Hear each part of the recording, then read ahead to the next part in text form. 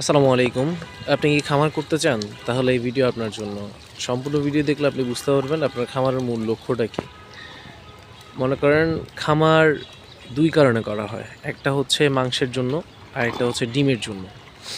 আপনি কিসের উদ্দেশ্যে খামার করবেন সেটাই মুখ্য বিষয়। আপনি যদি ডিমের জন্য খামার করেন তাহলে আপনাকে যে সকল জাতের হাঁস পালন করতে হবে সেখানে হচ্ছে খাকি ক্যাম্বেল, ইন্ডিয়ান রানার, জিন্ডিং এগুলো হচ্ছে ডিমের জন্য ভালো। এই হাঁসগুলো ডিমের জন্য ভালো। আর যদি আপনি মাংসের জন্য হাঁস পালন করেন তাহলে আপনি হাঁস সিলেক্ট করতে হবে আপনাকে মাসকবি, যেগুলোকে আমরা চীনা হাঁস বলি। এরপর পিকেন জাতের হাঁস রয়েছে, পিকেন স্টার 13, বেইজিং। এই হাঁসগুলো হচ্ছে যে মাংসের জন্য।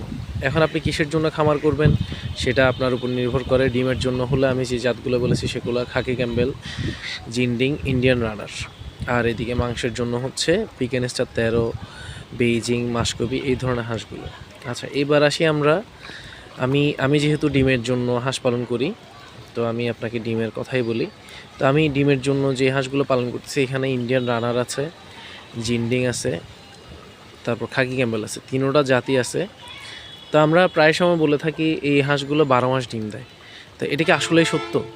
জি সত্য, এই হাঁসগুলো 12 মাসই ডিম দেয়। মাঝখানে হয়তো বছরে 1 মাস ওরা ব্রেক নেয়, যখন ওদের পালক পরিবর্তন করে তখন ওরা ব্রেক নেয়। এছাড়া ওরা 12 মাসই ডিম দেয়। তো আপনি হয়তো বলতে পারেন আমি পালন করেছি, আমার এখানে 12 মাস ডিম দিচ্ছে না।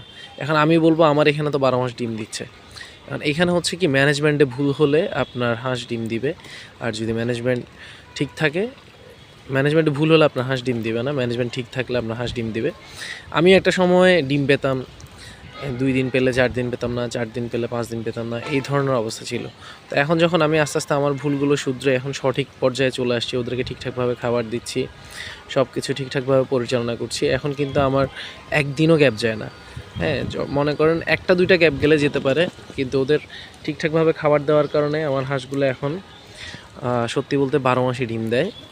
তা আমি যখন পালক পরিবর্তন করে, হয়তো সবগুলো একসাথে পালক পরিবর্তন করে না, একটা করে অথবা দুইটা করে, তো ওগুলো ডিম দেয় না, অন্যগুলো ডিম দেয়। তো ঘুরে ফিরে আমার মোটামুটি উৎপাদন, যেটা গড় উৎপাদন, সবসময় ঠিকই থাকে। তো এখন হাঁস আপনি অনেকভাবে পালন করতে পারেন। একটা হচ্ছে আবদ্ধ, আরেকটা হচ্ছে অর্ধ আবদ্ধ, আরেকটা হচ্ছে পুরো একদম যেটাকে আপনারা খোলা পদ্ধতি অথবা ছেড়ে যেটাকে পালন করে আর কি। তো আমি পালন করি মনে করেন আবদ্ধভাবেই পালন করি, তবে আমি এখানে ওদেরকে চড়াতে নিয়ে আসি। তো আমারটাকে অর্ধ আবদ্ধ বলা যায়। আমি এভাবে পালন করি। তো আপনারা যেভাবে সুবিধা সেভাবে পালন করবেন। আবদ্ধভাবে পালন করলে হাঁসের ম্যানেজমেন্ট খুবই সহজ হয়, কোনোটা রোগ হয়েছে কিনা সেটা দেখাও খুব সহজ হয়। আর আপনি ছেড়ে পালন করলে তখন একটু কষ্ট হয়ে যায়, কারণ হাঁসগুলোকে চোখে চোখে রাখা কষ্ট হয়ে যায়। তো হাঁস পালনের উদ্দেশ্য আপনি আগে নির্বাচন করেন, এরপর আপনি হাঁস পালনের মধ্যে আসবেন। আপনি আপনার জায়গা অনুযায়ী পালন করতে হবে আপনাকে। আপনার যদি জায়গা ছোট থাকে তাহলে আপনাকে আবদ্ধভাবে পালন করতে হবে, আর যদি জায়গা বড় থাকে তাহলে আপনি ছেড়ে পালন করলেন। আর আপনি খাবার হিসেবে কী দিবেন ডিম পাওয়ার জন্য? খাবার হিসেবে সর্বপ্রথম আপনাকে লিস্টে রাখতে হবে লেয়ার 1 খাবারটি। এরপর হচ্ছে আপনি খাবার খরচ কমানোর জন্য লেয়ার 1-এর সাথে আপনি ধান ব্যবহার করতে পারেন, গম ব্যবহার করতে পারেন, ভুট্টা ভাঙা ব্যবহার করতে পারেন। তবে আমি ব্যবহার করি ভাত। আমি খুদ কিনে আনি এবং ভাত রান্না করে দিই। খুদগুলো রান্না করে ভাত বানিয়ে এরপর দিই।